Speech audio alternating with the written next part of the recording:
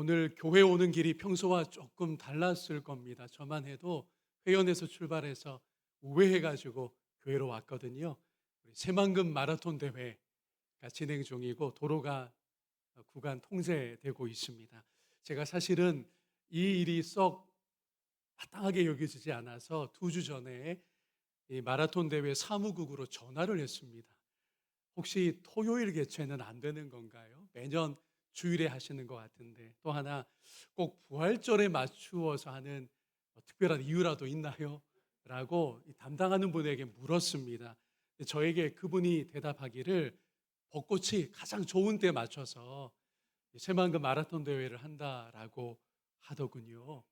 통화하고 나서 설교 제목이 얼른 떠올랐습니다. 약간 좀 불편한 심기도 있고 해서 이번 부활절에는 벚꽃보다 부활이라는 제목으로 설교해야지라고 하다가 최종 제목이 되지는 못했습니다만, 부활이 벚꽃보다 멋진 것은 저와 여러분의 같은 고백인 줄 압니다. 죽음의 힘에 굴복하지 않는 참 생명이 드러났습니다. 우리를 속량하신 그리스도의 죽음이 참되다는 것이 증명되었는데, 그게 바로 하나님께서 그의 아들을 무덤에서 일으키신 것이죠.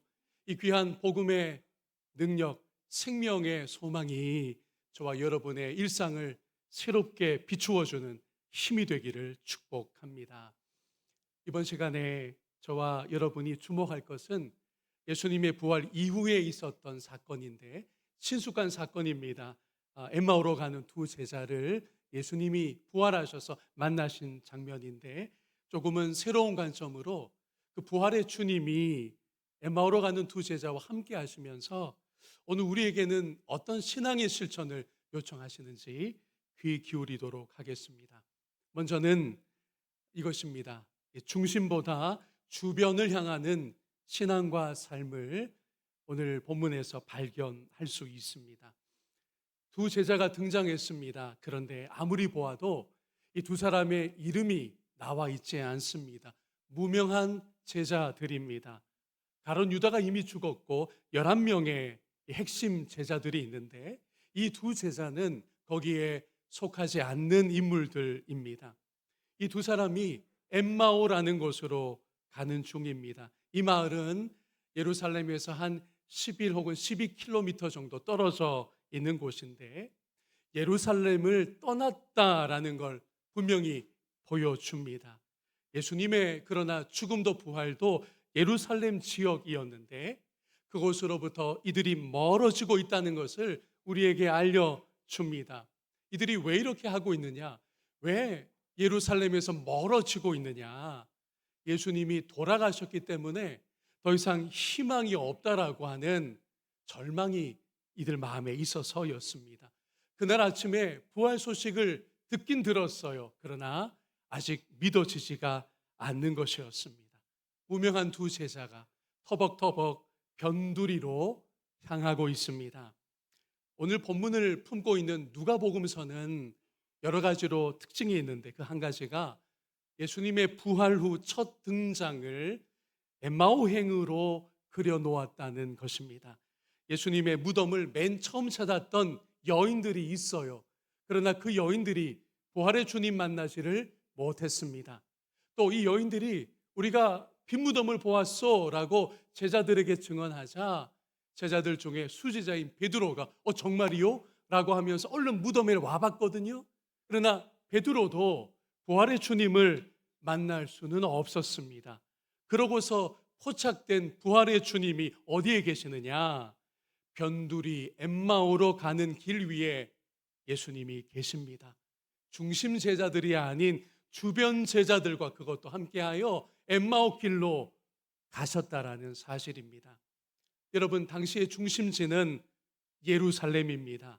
그곳에 종교 지도자들이 있었고 위대한 성전이 있었고 거기서 중요한 모든 일들이 이루어졌거든요. 사람들이 늘 모이는 곳이었습니다. 그러나 예수님은 부활 이전부터 변두리를 다니길 좋아하셨습니다. 예를 좀 들어볼까요? 두로와 시돈 지방으로 예수님이 사역하신 적이 있어요. 갈릴리 북서쪽입니다. 이방인의 지역입니다.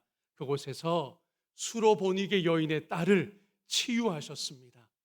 예수님은 데카폴리스라고 하는 이 10개의 이방인 도시가 모여있는 지역으로도 다니셨습니다. 그곳은 이 갈릴리의 동남쪽이에요. 그곳에서 귀신 들린 자를 해방하셨고 병든 이들을 고치셨습니다. 예수님은 사마리아 땅에도 들어가셨습니다. 여긴 워낙 부정한 곳이라 아예 피해 다니던 지역이거든요. 그러나 예수님이 그 땅에 들어가셔서 생명수의 비밀을 선포하셨고 참된 예배를 가르쳐 주셨습니다. 또한 예수님은 사역 초기에 유대 광야로 아예 나가셨어요. 인적이 드문 그곳에서 마귀의 시험을 이기셨습니다. 뿐만 아니라 가이사랴 빌립보에도 계셨습니다. 거기에서 베드로의 신앙 고백을 받으셨어요. 여러분, 제가 지금 여러 예루살렘 아닌 변방을 소개했는데 예수님 사역의 중요한 일들은, 소중한 장면들은 모두 이런 변두리에서 있었다는 것을 여러분에게 알려드리고 있는 겁니다. 가이사랴 빌립보는 오늘로 치면 저기 인천광역시의 옹진구 같은 곳이에요. 갈릴리 최북단입니다. 그런데 거기에서 예수님이 누구이신지가 고백되었어요. 주는 그리스도십니다. 살아계신 하나님의 아들이십니다. 이 중요한 예수님의 정체가 예루살렘이 아니라 가이사랴 빌립보 지역이었다라고 하는 중요한 사실입니다. 예수님은 부활하시고 승천하실 때는 심지어 이렇게까지 우리의 지평을 열어 놓으셨는데, 사도행전 1장 8절을 함께 보겠습니다. 오직 성령이 너희에게 임하시면 너희가 권능을 받고 예루살렘과 온 유대와 사마리아와, 그 다음 같이 읽을까요? 땅 끝까지 이르러 내 증인이 되리라 하시니라. 아멘. 오늘 중심으로 향하려는 우리의 마음을 좀 멈추어 세워서 어떻게 하면 부활의 주님이 몸소 보여주신 것 같이 우리가 주변부로, 변두리로, 소외된 곳으로 향할 수 있을지 고민했으면 좋겠습니다. 여러분의 마음에 있는 땅끝은 어디입니까? 아유, 저 인간 아주 미워 죽겠어. 저를 그곳에는 절대로 보내지 마십시오. 저를 그 땅에 발령내시면 안 됩니다. 나는 어디 출신 사람들이 싫더라. 여러분, 이런 게 모두 우리 마음의 땅끝이에요. 우리 마음에 변두리를 설정해 놓았다는 것입니다. 그러나 부활신앙은 그 어떤 지역, 그 어떤 기준으로도 변두리 삼지 말고 오히려 변두리인 것 같고 소외된 곳이 있다면 그것으로 부활 생명 가지고 나아갈 것을 우리에게 도전하고 있습니다. 저는요, 요즘 이런 생각을 하고 있습니다. 제가 언젠가 목회 일선에서 은퇴하게 되는 날이 온다면 이란의 변두리 마을에 가서 이발 봉사하면서 그들의 친구가 되어야지, 예수 향기를 나타내고 함께 좀 지냈으면 좋겠다. 여러분, 제가 이런 생각을 요즘 하고 있어요. 함께 가실 분 있으면 예약을 받겠습니다. 제가 예를 든 것이지만 우리가 변두리를 향할 수 있어야 돼요. 어떻게 하면 내가 중심부에 들어갈까? 어떻게 하면 내가 핵심이 될까? 주류가 될까? 여러분, 부활의 주님은 그런 방향과는 정반대의 길을 우리에게 펼쳐 보이시고 있다는 것이 이 아침 우리에게 새로운 시선이 될 수 있기를 주님의 이름으로 소망합니다. 자, 부활이 적용된 두 번째 모습은요, 열린 동행의 삶이라 할 수 있습니다. 예수님께서 이 무명의 두 제자와 동행하신 것도 중요하지만 그들이, 이 두 제자가 낯선 분의 동행을 받아들였다는 것도 귀합니다. 이들은 아직 예수님인 줄 알아차리지 못하고 있었어요. 그래도 낯선 이의 동행을 받아들였다는 걸 우리가 유심히 보아야 할 것 같습니다. 한마디로 열린 동행이었던 것입니다.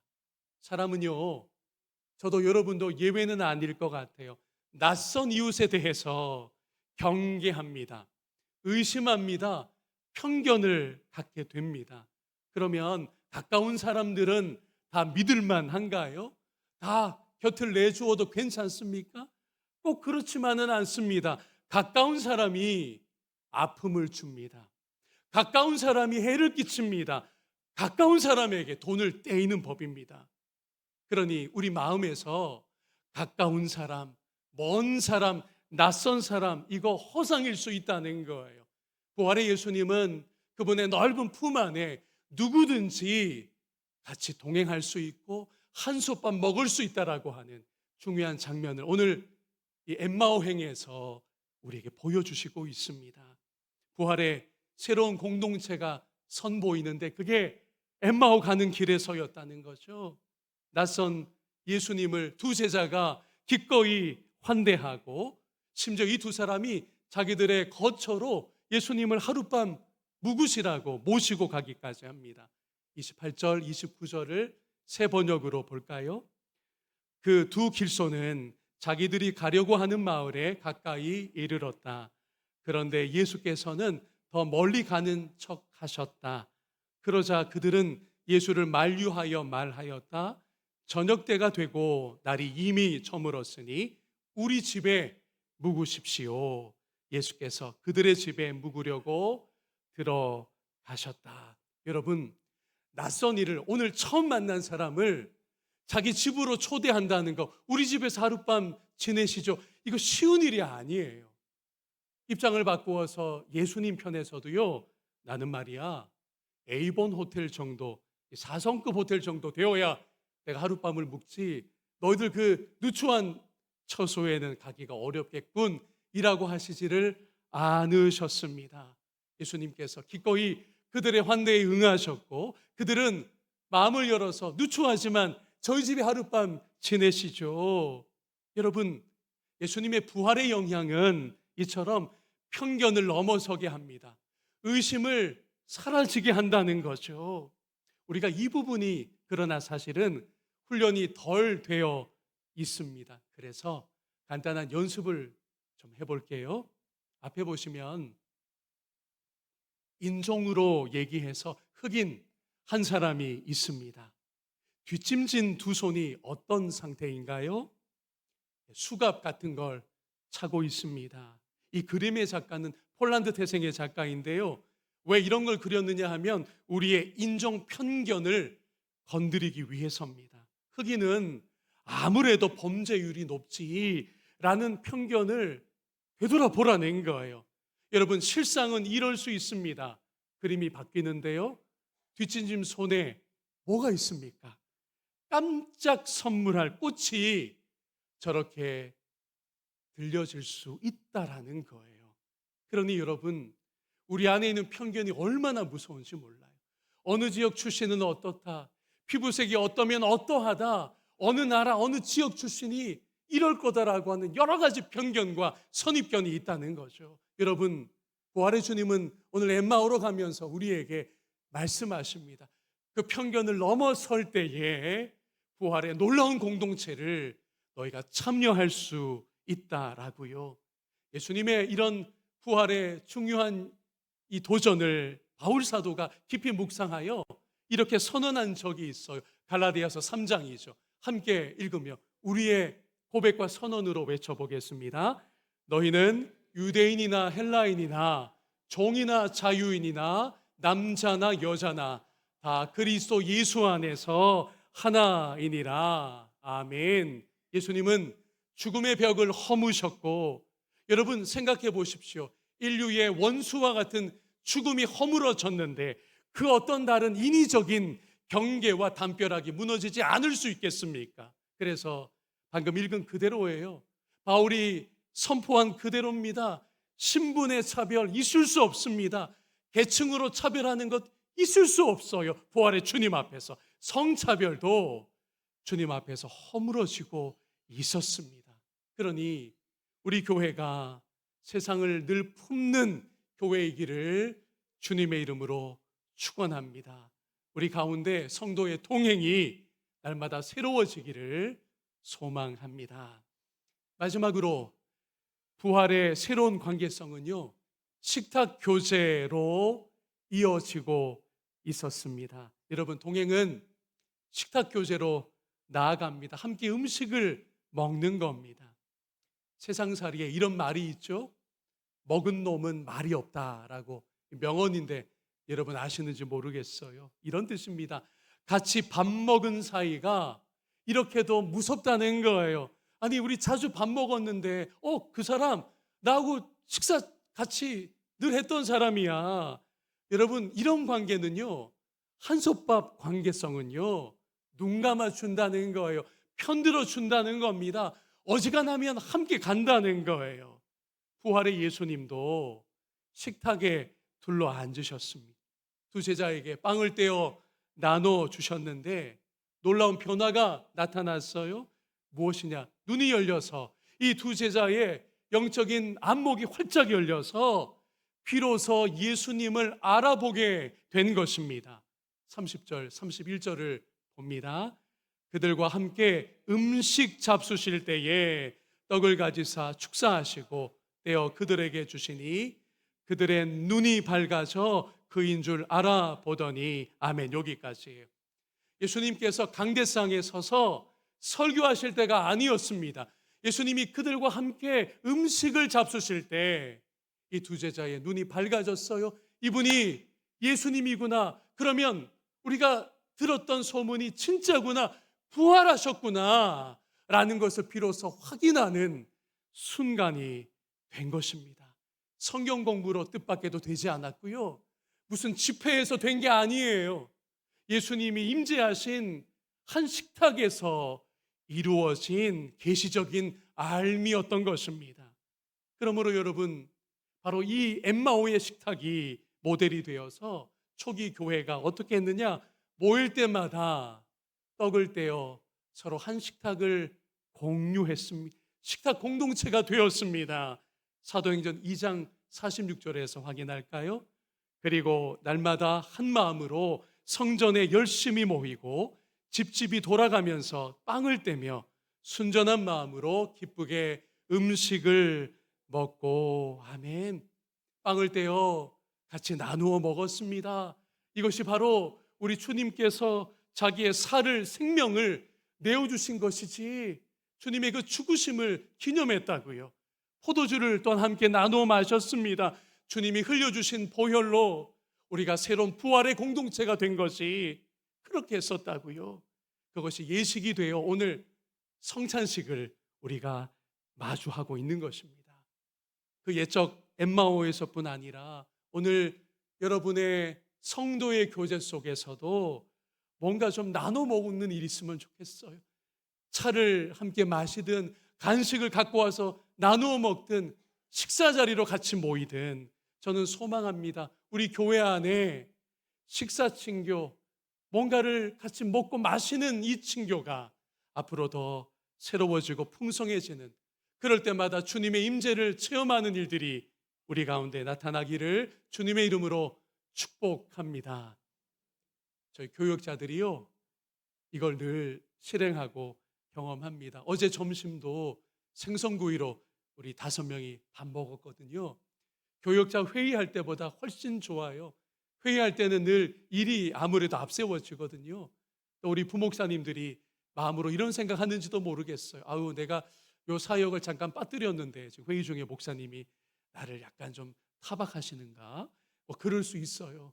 저는 그런 마음은 없습니다만, 그래서 식사가 너무 중요합니다. 밥 먹는 자리에서는 그냥 우리가 식구예요. 그 이상도 그 이하도 아닙니다. 같이 음식을 나누면서 그저 식탁 공동체를 경험하게 되는 것이거든요. 불만도 없고 오해도 들어설 자리가 없으며 그저 같이 밥 먹으니 만족스러운 겁니다. 배가 부르잖아요. 즐겁잖아요. 여러분, 식사는 그저 한 끼 밥 먹는 게 아니고 이렇게 하나님의 백성 공동체를 예수 그리스도의 내어주신 몸과 흘리신 피를 연결시키는, 반드시 성찬식이 아니더라도 성도의 교제가 있는 곳에 이런 주님의 죽으심과 부활이 다시 주목되고 그것을 기념하는 거죠. 그런 성도의 교제가 풍성해지기를 주님의 이름으로 축원합니다. 이제 말씀을 정리하겠습니다. 간단한 적용인데요. 미운 자식 있죠. 밥 한 번 더 해주시기를 바랍니다. 미운 사람 꼭 있죠, 그죠? 밥 한 번 더 사주시기를 바랍니다. 그렇게 되면 그리스도의 십자가 사랑과 부활의 소망이 여러분을 통해서 흘러 나가는 거예요. 우리 마음에 혹시 마지막으로 이렇게 미워하고 적대하는 그런 쓴뿌리 같은 마음이 있을까요? 그렇다면 그림이 바뀝니다. 빵을 구워서 섬기려는 손길로 우리의 마음도 우리의 손길도 태도도 바뀌는 은혜가 있기를 축복합니다. 이 모든 것이 부활 스타일입니다. 이런 우리 삶의 스타일, 신앙의 스타일을 통해서 가정이, 교회가, 여러분의 여러 이웃과의 관계가 새롭게 가꾸어지는 일들이 있기를 부활절 지나 계속될 수 있도록 저도 기도하겠습니다. 함께 이 일들이 나타나도록 실천하는 저와 여러분 되기를 주님의 이름으로 축원합니다.